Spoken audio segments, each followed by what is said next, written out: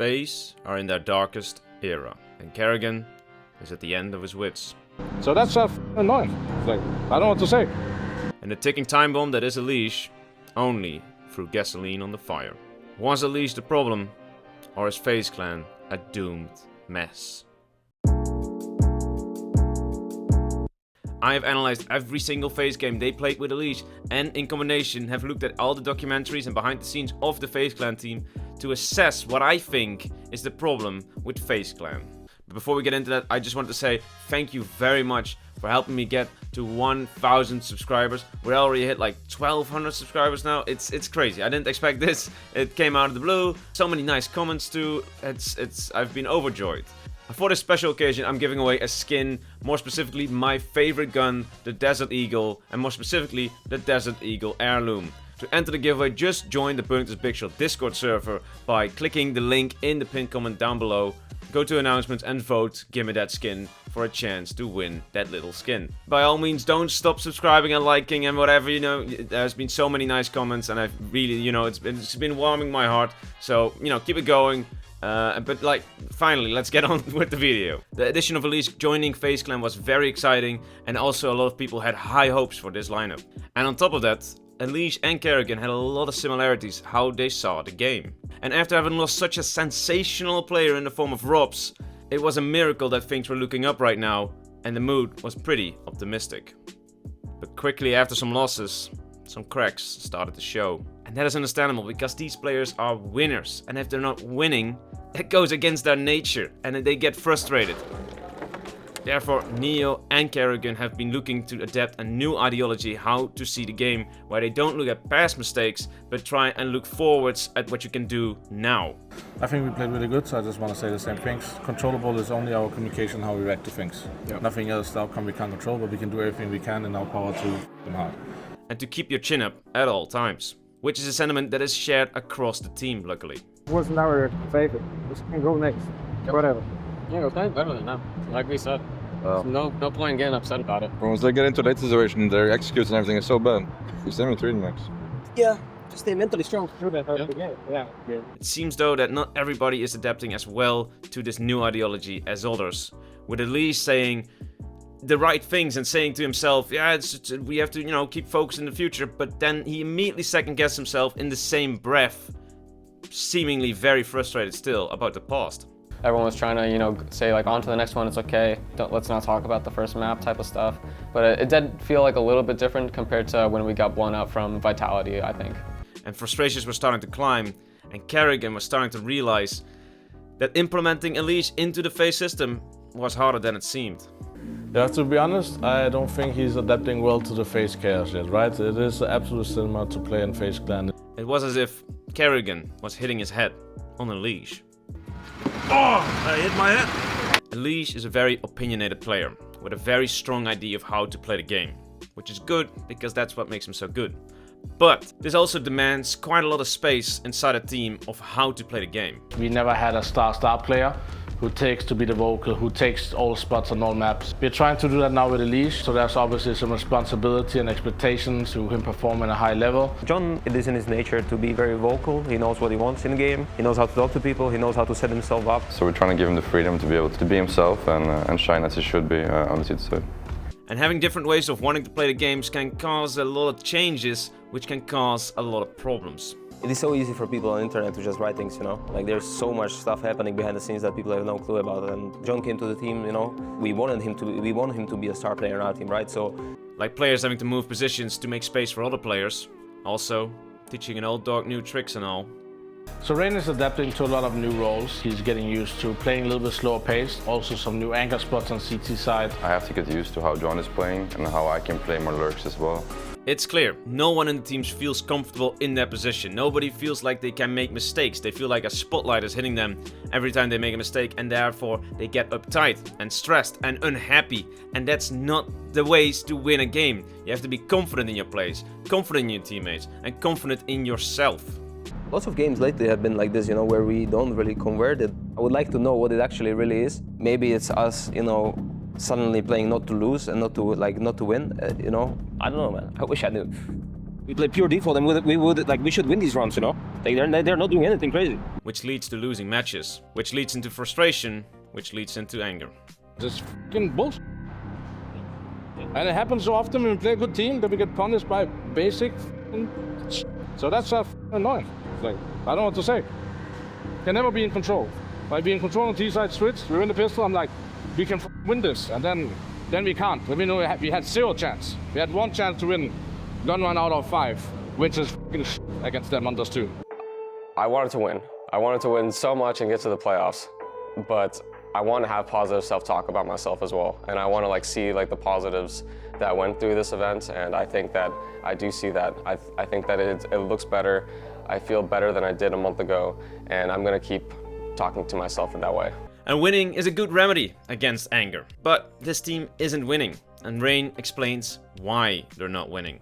Like we can have like a really good run, like say we're down 5-0 or something, and then suddenly we're just coming back, and then it's like 11-5 to us. And then suddenly we can hit the wall, and then the chemistry kind of goes away again. And we see that things are dire, and we know we are in the darkest FaZe era, when our veteran IGL and GOAT contender, Karrigan, is at the end of his wits.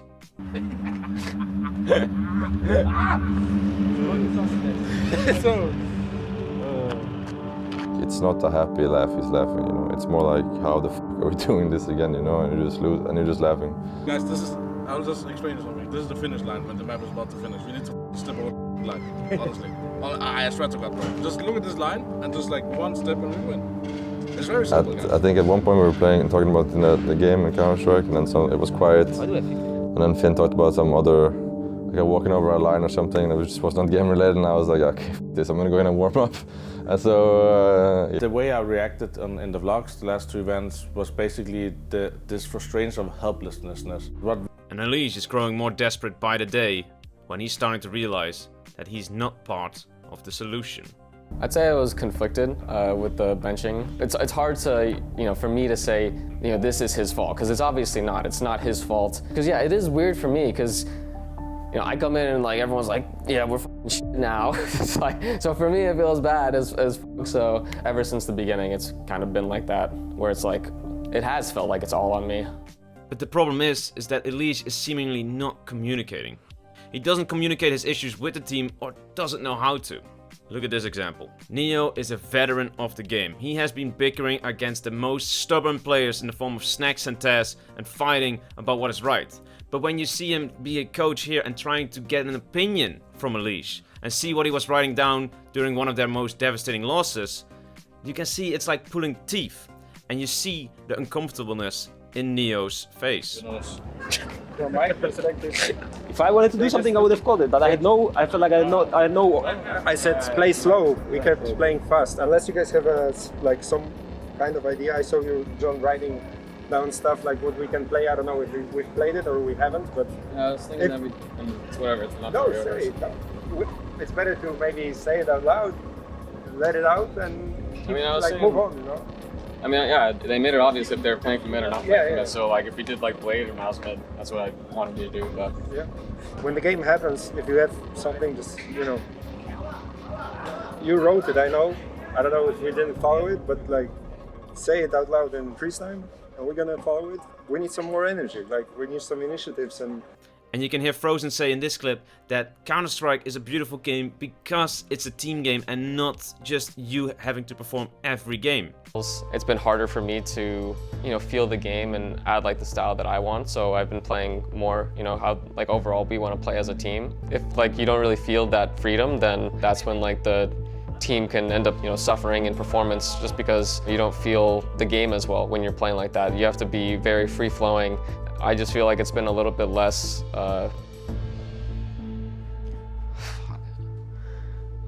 In CS, it's about 5 people, so if one guy has an off game, it shouldn't mean that 4 other guys cannot lift the one guy up. I mean, I think that's the beauty of Counter-Strike, where, it doesn't mean if the one guy is off, like the 4 guys cannot pull it through. It's where you can sometimes not perform to the greatest of your strengths, but actually have your other teammates carry you to the victory. and that's okay. And it's not only outside communication that's not going great, it's also the way you enjoy the game, how you get hyped for a game, how you get more confident, how you get more into that flow, that FaZe magic flow. You couldn't hear ambulance last time, Duval? Ambulance here! Get the job! Yeah! Vamos, caralho!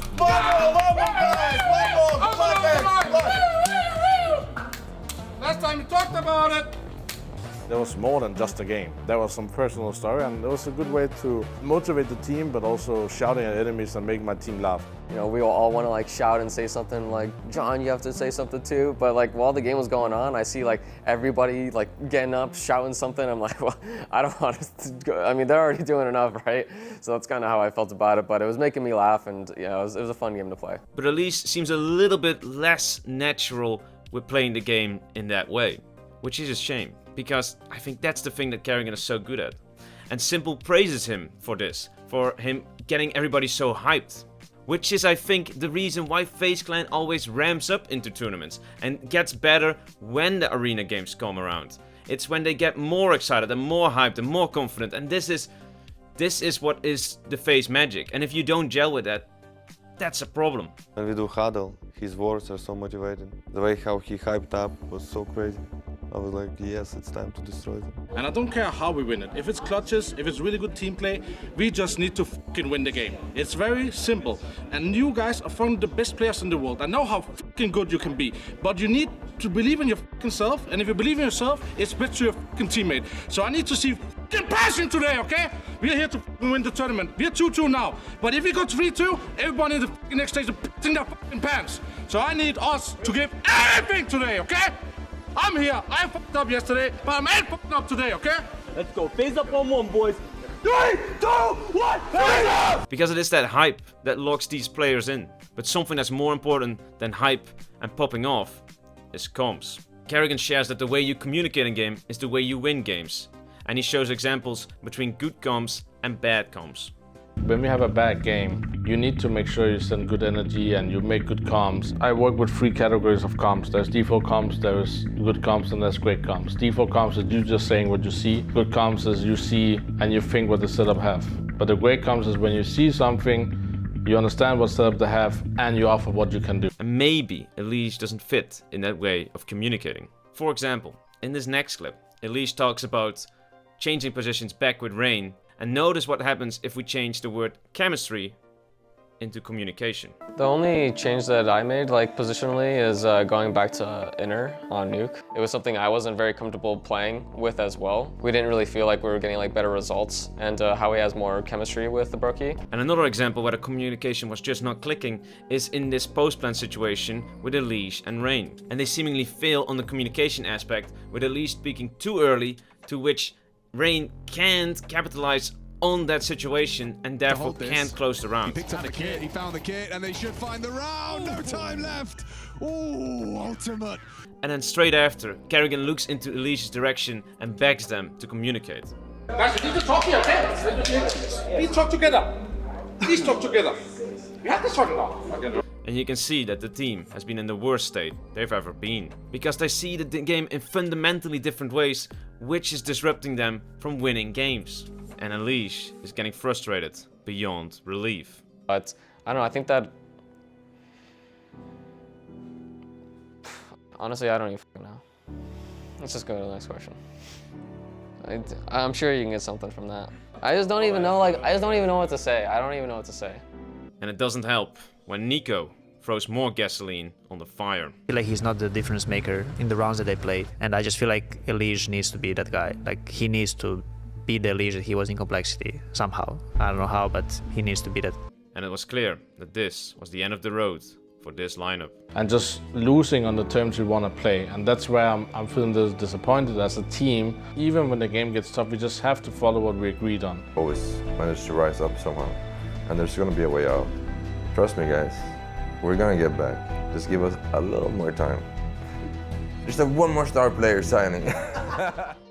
And after the EliGE benching, Karrigan followed up with this. I don't think there was a specific reason. In the end, it was mutual in some way. No one was happy, he wasn't happy, we weren't happy. What do you do in the end, right?